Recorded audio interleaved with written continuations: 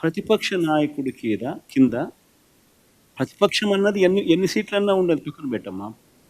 ఉండేటి రెండు పార్టీలు, ఒకటి అధికార పార్టీ, రెండోది ప్రతిపక్ష పార్టీ. సో ప్రతిపక్ష పార్టీని ప్రతిపక్ష పార్టీకి యాక్సెప్ట్ చేయడంలా.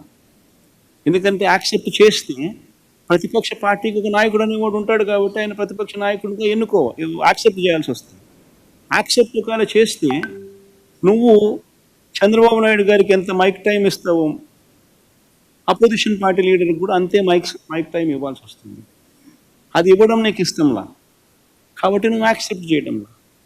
నువ్వు 175 మందిలో ఒక ఎమ్మెల్యేకి ఎంత సమయం ఇవ్వాలనో అంతే సమయం నీకు ఇస్తాను అని అంటే ఇవన్నీ ఎప్పుడు ప్రజలకు చెప్పగలుగుతాం? ఎలా చెప్పగలుగుతాం? చెప్పాలి అని అంటే ప్రజలకు మనం కమ్యూనికేట్ చేయగలగాలి అని అంటే చేసే పరిస్థితి వాళ్ళు క్రియేట్ చేయగలగాలి. అలా చేయడం వాళ్ళకి ఇష్టం లేదు కాబట్టి మీడియా ద్వారా మీ ద్వారా ప్రజలకు ఈ మెసేజ్లు కమ్యూనికేట్ చేస్తా ఉన్నాం. ఎంపీగా ఓటేస్తే ఎంపీగా ఉంటాడు తప్ప ప్రతిపక్ష స్థానానికి వేయకపోతే నాకు ప్రతిపక్ష స్థానం ఇవ్వాలి, పీఎంతో సమానంగా ఇవ్వాలంటే ఎందుకు ఇస్తారండి? ఎందుకు ఇవ్వాలంటున్నా? ఎవరిస్తారు? బ్యూటీ ఆఫ్ డెమోక్రసీ అర్థం చేసుకోకపోతే, ప్రజాస్వామ్య విలువలు అర్థం కాని వాళ్ళకి ఈ మరుగున ఉంటారు. వితండవాదాలు చేస్తే ఎవరు సమాధానం చెప్పలేము. నేను ముఖ్యమంత్రి స్థానంలో కూర్చుంటాను, నాకు ఓట్లు వేసారంటే ఎట్ అవుతుందండి? Be clear.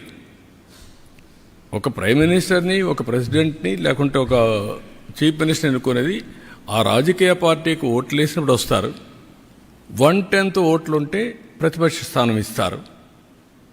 మెంబర్స్ని పెట్టుకొని ప్రపోర్షనేట్గా టైం ఇస్తారు. అది ఇప్పుడు ఎస్టాబ్లిష్ చేయలే. మనతోనే రాజకీయాలు రాలా, మనతోనే కొత్త ఇది రాలా. ఎప్పటి నుంచో ఉంటే సాంప్రదాయాలు ఇవన్నీ. ఢిల్లీ పార్లమెంట్లో సేమ్ థింగ్ ఫాలో అవుతున్నారు, మన అసెంబ్లీలో సేమ్ థింగ్ ఫాలో అవుతున్నాం.